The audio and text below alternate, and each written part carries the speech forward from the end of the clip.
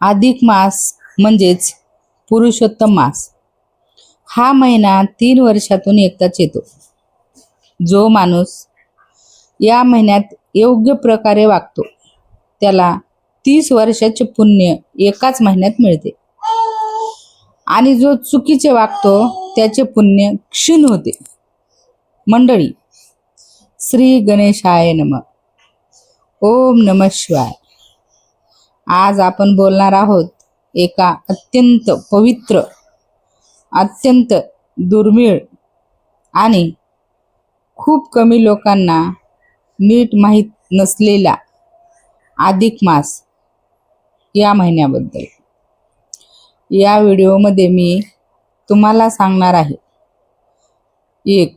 अधिक मास म्हणजे नक्की काय? 2. तो का येतो? 3. या महिन्यात काय करावे? पूजा, व्रत, दान, नामस्मरण सगळे काही सविस्तर. काय करू नये? कोणत्या गोष्टी या महिन्यात वर्ज्य मानल्या जातात? कोणते मंत्र, कोणते विधी या महिन्यात केल्याने जास्त फळ मिळते?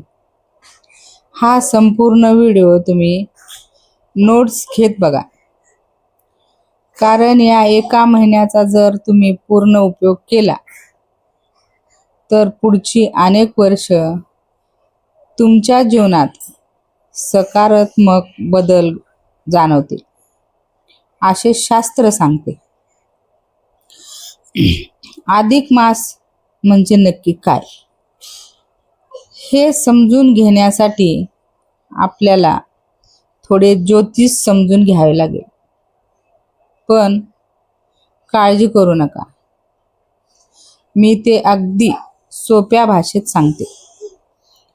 आपले हिंदू पंचांग हे चंद्राच्या गतीवर आधारित आहे.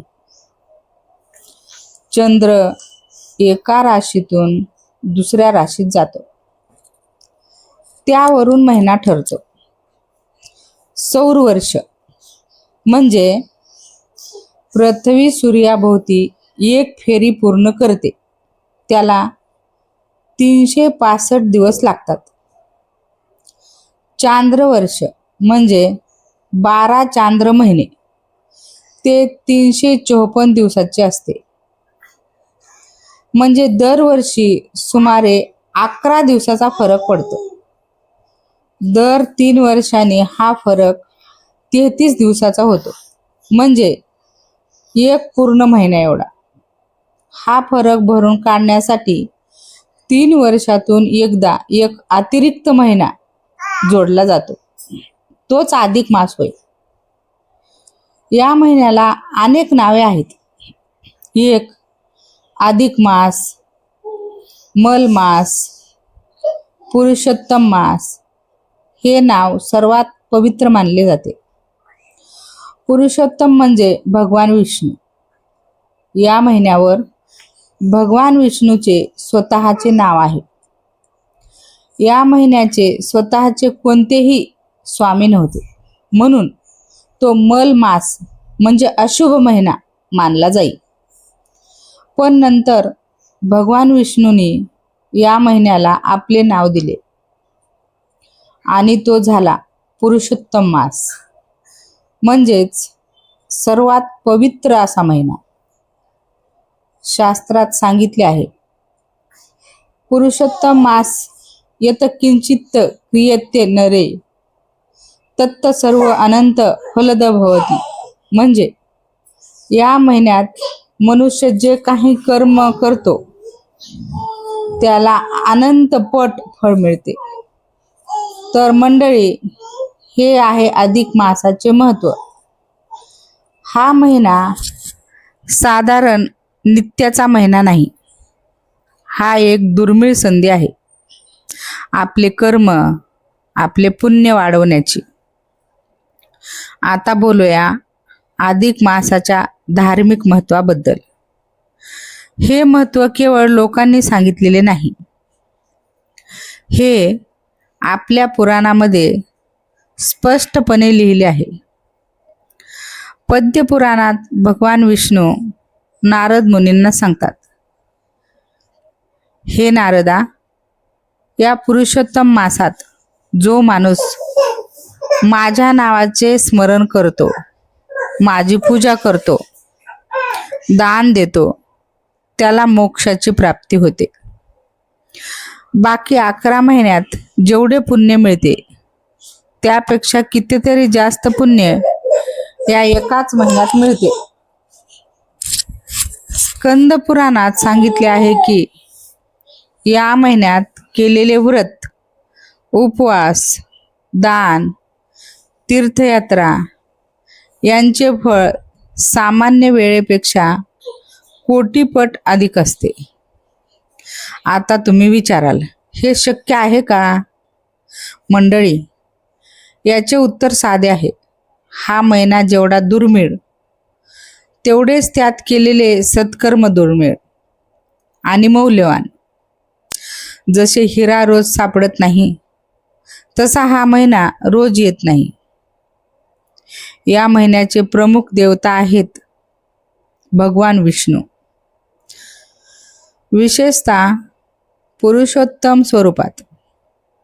यासोबतच भगवान शंकर आणि राधाकृष्ण यांची उपासना विशेष फलदायी मानली जाते. शैव परंपरेत म्हणजे शिवभक्तासाठी हा महिना शिवपूजेसाठी अत्यंत शुभ आहे.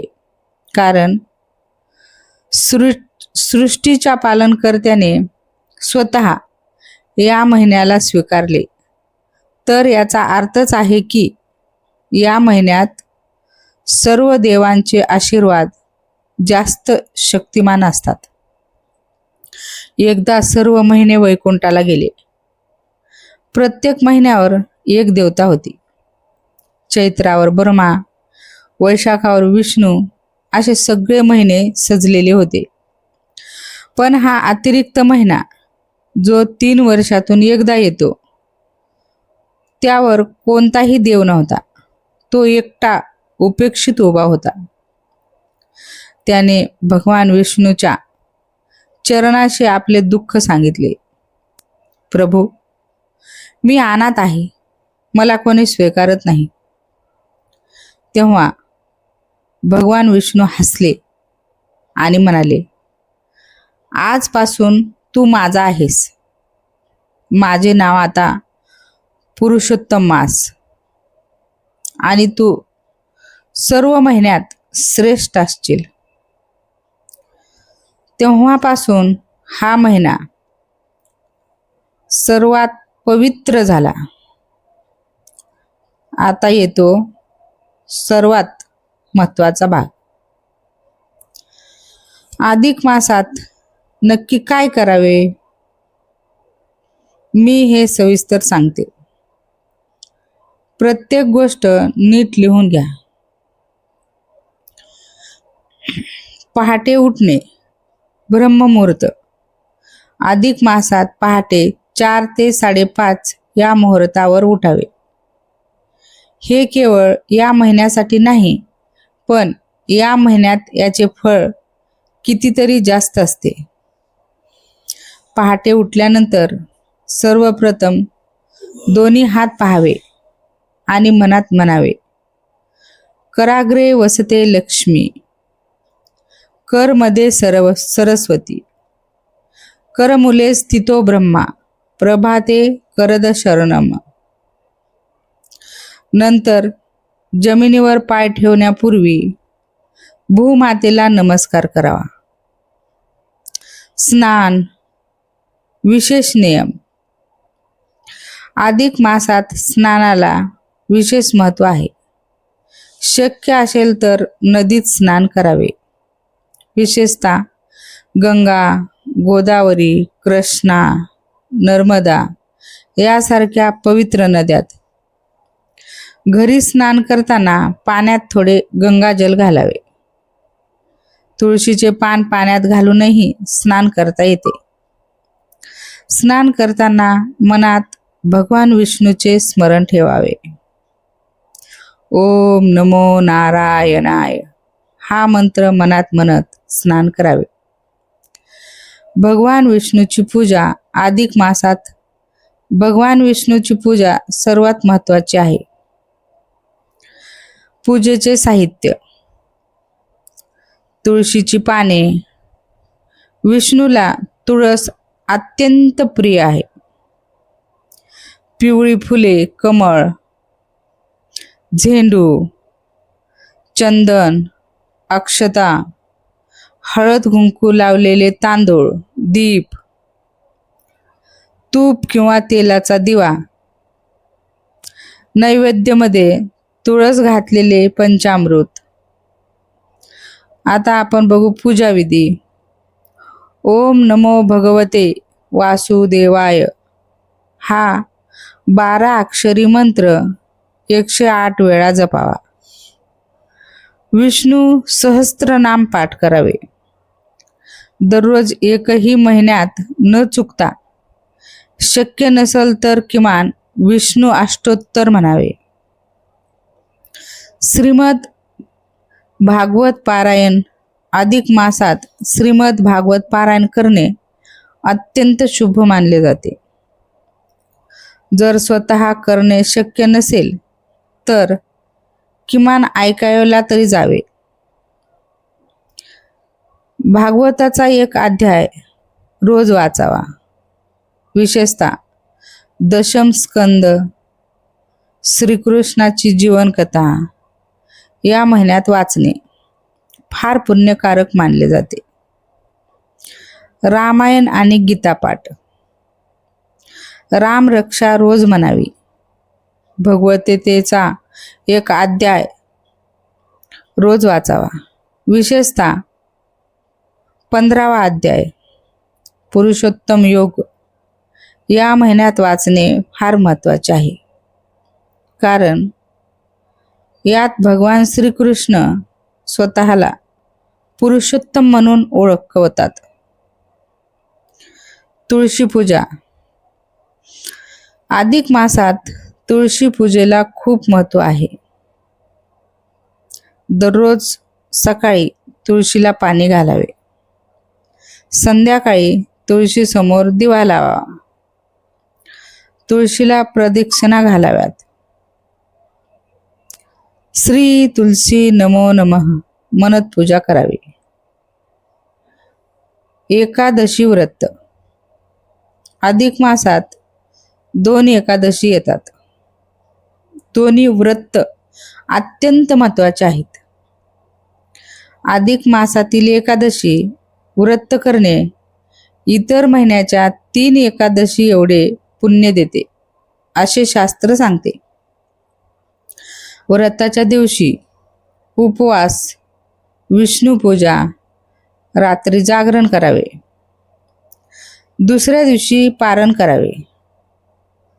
ब्राह्मण भोजन किंवा गरिबांना अन्नदान. अधिक मासात काय करावे?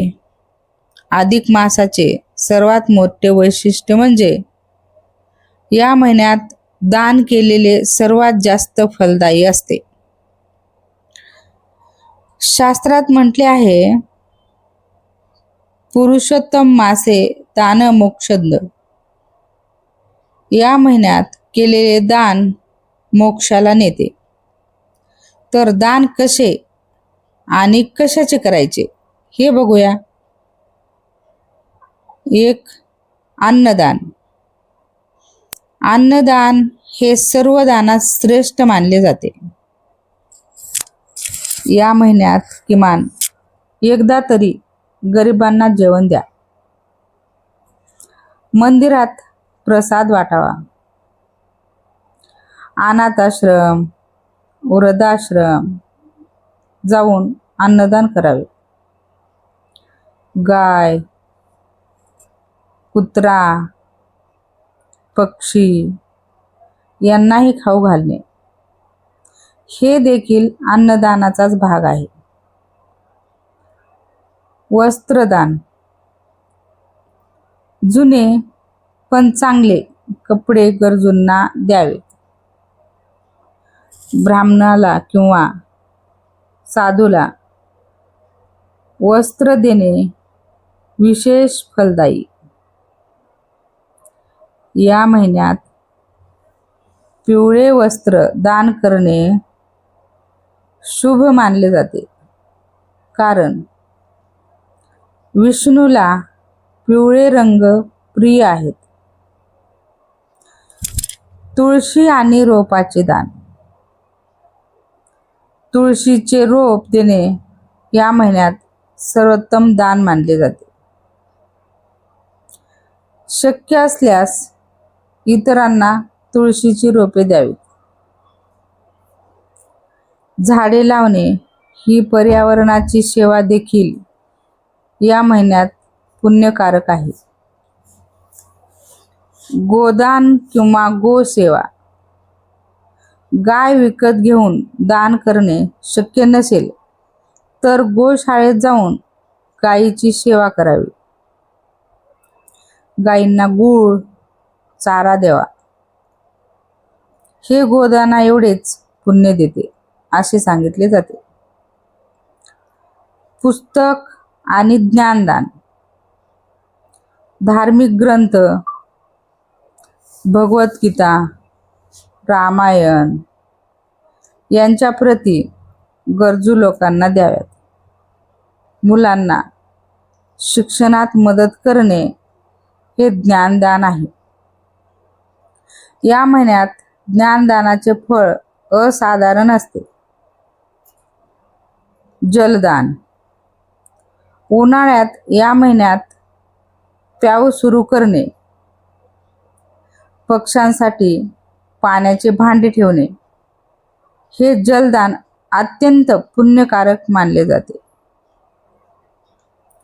दीपदान. मंदिरात तुपाचे दिवे लावणे, दररोज नदीत दिवे सोडणे,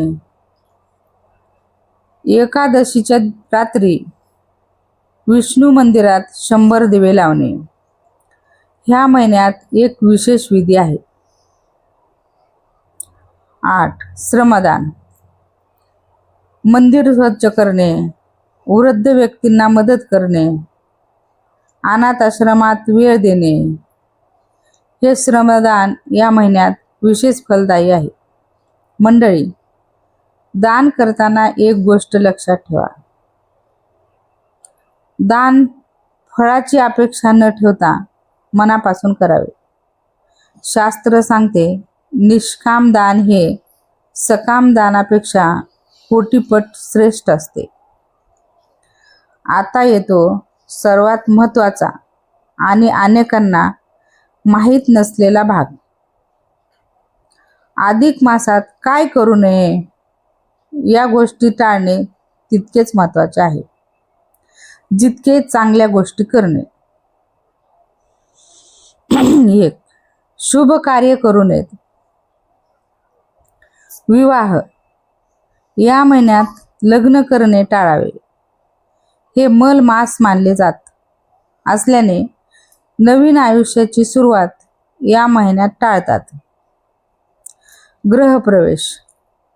नवीन घरात प्रवेश या महिन्यात करू नये. नामकरण. बाळाचे नामकरण संस्कार शक्यतो या महिन्यात नसावे. मुंजी. उपनयन संस्कार हे देखील पुढे ढकलावे. नवीन व्यवसाय सुरू करणे, नवीन दुकान, नवीन उद्योग या महिन्यात सुरू करणे शुभ नाही असे मानतात. परंतु एक महत्त्वाची गोष्ट, जर परिस्थितीमुळे हे करावेच लागले तर आधी पंडितांचे मार्गदर्शन घ्यावे. काही परंपरांमध्ये विशेष विधींना या गोष्टी करण्याचीही परवानगी आहे. मांसाहार आणि मद्यपान वर्ज्य. अधिक मासात किंवा निदान विशेष दिवसांना मांसाहार आणि मद्यपान पूर्णपणे वर्ज्य करावे.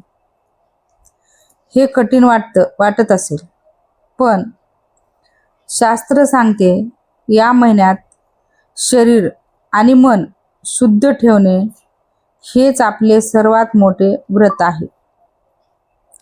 असत्य भाषण टाळावे. खोटे बोलणे या महिन्यात विशेष वर्ज्य आहे. कोणाची निंदा नालस्ती करू नये. भांडण वाद यापासून दूर राहावे. शब्दांनी कोणाला दुखवू नये. या महिन्यात बोललेले प्रत्येक शब्द जास्त परिणाम करतात, मग ते चांगले असोत वा वाईट. कर्ज काढणे टाळावे. या महिन्यात नवीन कर्ज काढणे शुभ मानले जात नाही. मोठे आर्थिक व्यवहार, जमीन खरेदी विक्री शक्यतो टाळावे. जुने कर्ज फेडणे मात्र या महिन्यात चांगले मानले जाते. तामसिक आहार टाळावा. म्हणजे कांदा लसूण या महिन्यात शक्यतो कमी करावे. तळलेले मसालेदार अन्न कमी खावे. सात्विक आहार, दूध फळे भाज्या डाळी यावर भर द्यावा. एकादशीला तर पूर्ण उपवास किंवा फलाहार करावा. रात्री उशिरापर्यंत जागणे टाळावे. रात्री लवकर झोपावे.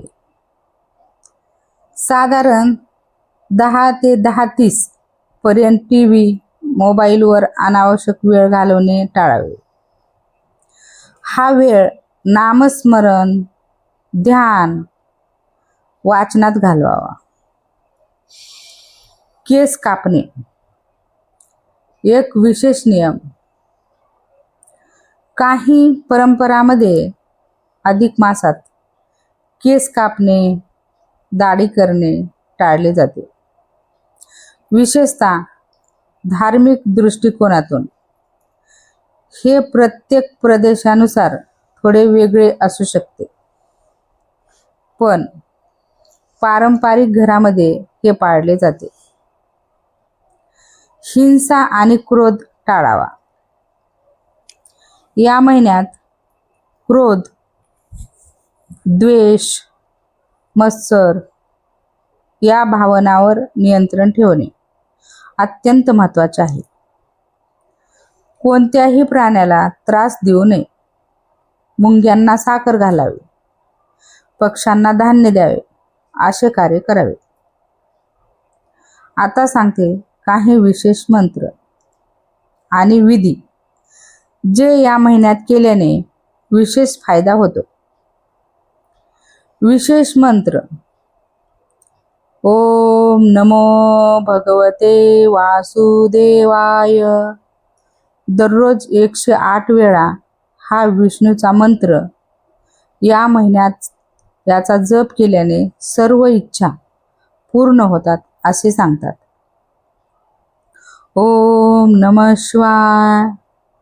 दररोज 108 वेळा शैव भक्तासाठी हा मंत्र या महिन्यात जास्त फलदायी. 3 हरे राम राम राम हरे हरे, हरे कृष्ण कृष्ण कृष्ण हरे हरे.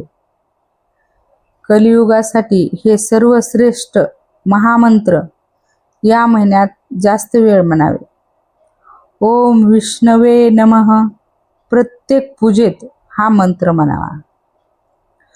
पुरुषोत्तम मास स्तोत्र जर उपलब्ध असेल तर रोज वाचावे. विशेष विधी. या महिन्यात सत्यनारायण कथा ऐकणे किंवा पूजा करणे अत्यंत शुभ. विष्णू सहस्त्रनाम दररोज न चुकता म्हणावे. 1 महिनाभर केल्यावर हजारो वर्षाचे पुण्य मिळते असे शास्त्र सांगते. या महिन्यात तुळशी विवाह केला जात नाही. तो कार्तिकात होतो, पण तुळशी पूजा मात्र रोज करावी. शक्य असल्यास घरात संपूर्ण महिनाभर तुपाचा दिवा अखंड ठेवा. ध्यान साधना. या महिन्यात ध्यान साधनेला विशेष महत्त्व आहे. रोज किमान 15 ते 20 मिनिटे शांत बसून भगवंताचे ध्यान करावे. डोळे बंद करून मनात विष्णूचे किंवा शिवाचे स्वरूप कल्पावे. श्वासावर लक्ष केंद्रित करत ओम चा जप मनात करावा. या महिन्यात केलेले ध्यान मन आणि आत्म्याला शुद्ध करते. आता शेवटी एक महत्त्वाची गोष्ट. आजच्या धावत्या जीवनात हे सगळे करणे कसे शक्य आहे? मी समजते की तुम्हाला नोकरी आहे, घर आहे, मुले आहेत. रोज 3 तास पूजा करणे सर्वांना शक्य नाही. तर किमान हे करा. सकाळी 30 मिनिटे उठल्यावर भूमातेला नमस्कार कर. स्नान करताना मनात नामस्मरण. देवासमोर एक दिवा लावा. ओम नमो भगवते वासुदेवाय फक्त 21 वेळा तरी म्हणा. दुपारी 5 मिनिटे जेवणापूर्वी देवाचे नाव घ्या. अन्न ब्रह्म, अन्न देवता मानून जेवा. संध्याकाळी 15 मिनिटे तुळशीला दिवा लावा. एक भगवद्गीतेचा अध्याय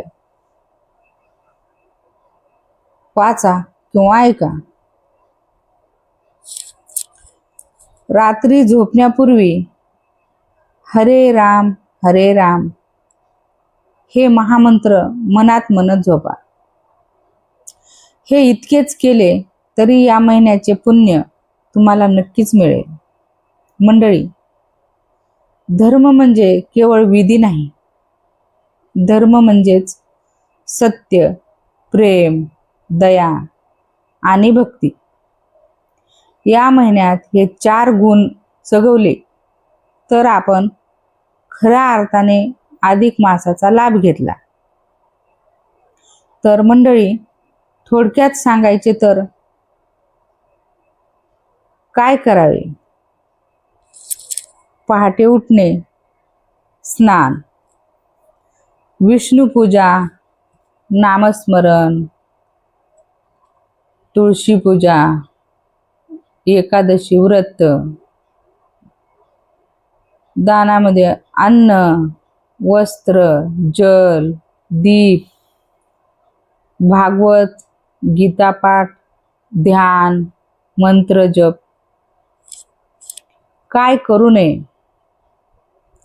विवाह, गृहप्रवेश, मुंज, मांसाहार, मद्यपान, खोटे बोलणे, भांडण, कर्ज काढणे, तामसिक आहार. हा महिना तुमच्यासाठी एक दिव्य संधी आहे. ही चुकवू नका. मंडळी, जर हा व्हिडिओ तुम्हाला उपयुक्त वाटला असेल तर आत्ता हे करा. हा व्हिडिओ लाईक करा जेणेकरून हे ज्ञान जास्त लोकांपर्यंत पोहोचेल. सबस्क्राईब करा आणि बेल कॉन दाबा. असेच पुराण कथा, धार्मिक माहिती आणि आध्यात्मिक ज्ञान आम्ही नियमितपणे आणतो. कमेंटमध्ये सांगा यावर्षी अधिक मास कोणत्या महिन्यात आहे. तुम्ही कोणते नियम पाळणार आहात? हा व्हिडिओ तुमच्या कुटुंबाला, मित्रांना शेअर करा. हे ज्ञान सर्वांपर्यंत पोहोचणे हीच खरी सेवा आहे. हर हर महादेव. जय श्री हरी. ओम नमः शिवाय.